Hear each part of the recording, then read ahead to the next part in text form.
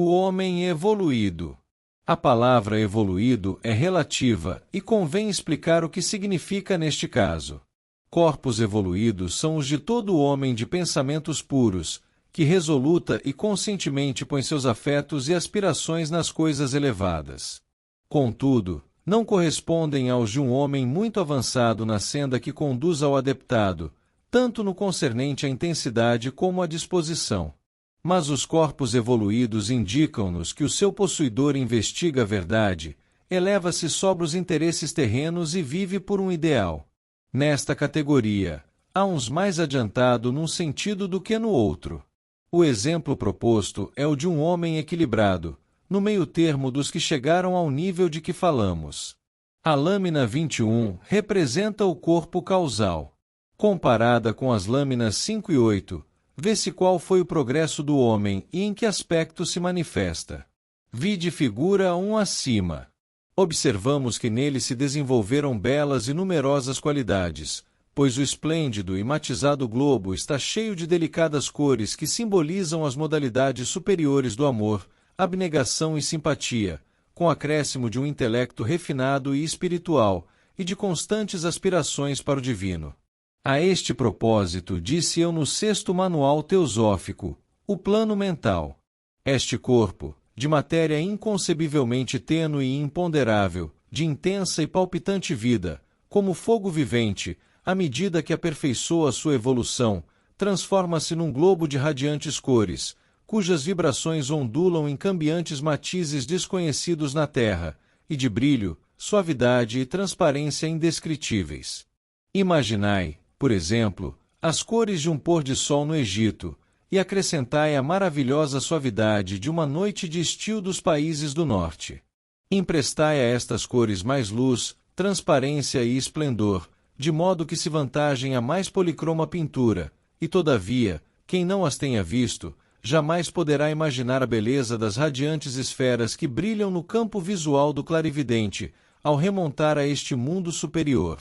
Todos os corpos causais deste tipo estão cheios de vivente fogo que provém de um plano superior, com o qual parece unido cada globo por fio cintilante de luz tão intensa, que nos recorda a passagem das estâncias de Dzian. A chispa pende da chama pelo tenuíssimo fio de forrar. Quanto mais cresce e se nutre o ego do inesgotável manancial do Espírito Divino, por meio do canal luminoso do qual está suspenso, mais se estende e se dilata este canal sob a ação do fluido que o inunda.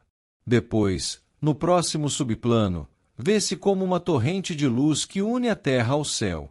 Mais em cima ainda, resume-se numa esfera imensa donde brotam ondas de vívida luz, como um oceano sem limites em cujo seio parece fundir-se o corpo causal. O fio que une o vigilante silencioso à sua sombra é mais forte e radiante a cada mudança. Os resplendores da aurora se converteram no glorioso esplendor do sol meridiano. Esta é a tua roda atual, diz a chama chispa. Tu és eu mesma, minha imagem e minha sombra. Eu me revesti de ti e tu és meu Vaan, até o dia do sede conosco, em que sejas tu mesmo e eu. Que de impotência sente a gente ao tentar descrever esta glória. Contudo, o artista conseguiu representar com suma habilidade o que nenhum pincel é capaz, embora a imagem física melhor executada esteja muito longe da transcendental realidade, oferece, não obstante, um ponto de apoio que nos permite formar uma ideia da inexplicável realidade. Uma das mais formosas características do homem evoluído é uma aptidão para canalizar a força que recebe do alto. De seu corpo causal se vê emanarem torrentes desta força em diversas direções, pois a ausência do egoísmo, sua atitude compassiva e sua generosidade permitem à força divina expressar-se nele como um poderoso manancial por cujo meio chega àqueles que não estão bastante fortes para recebê-la diretamente.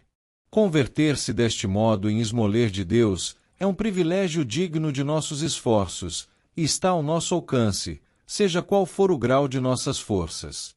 As brilhantes chispas que coroam a parte superior do oval indicam a atividade das aspirações espirituais, que aumentam em muito a beleza e magnitude do conjunto.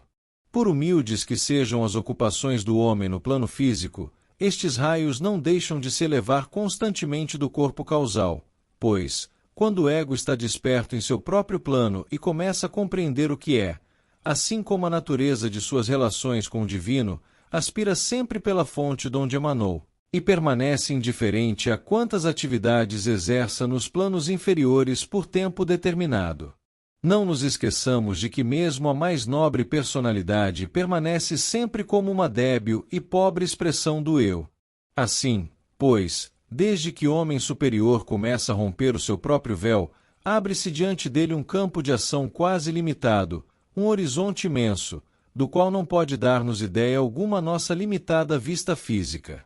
Os pensamentos e aspirações espirituais manifestam-se no homem evoluído por meio de uma refugentíssima auréola, que constitui o canal dispensador da energia divina, de sorte que quanto mais potentes e definidas sejam as suas aspirações, maior será a graça que receberá do alto.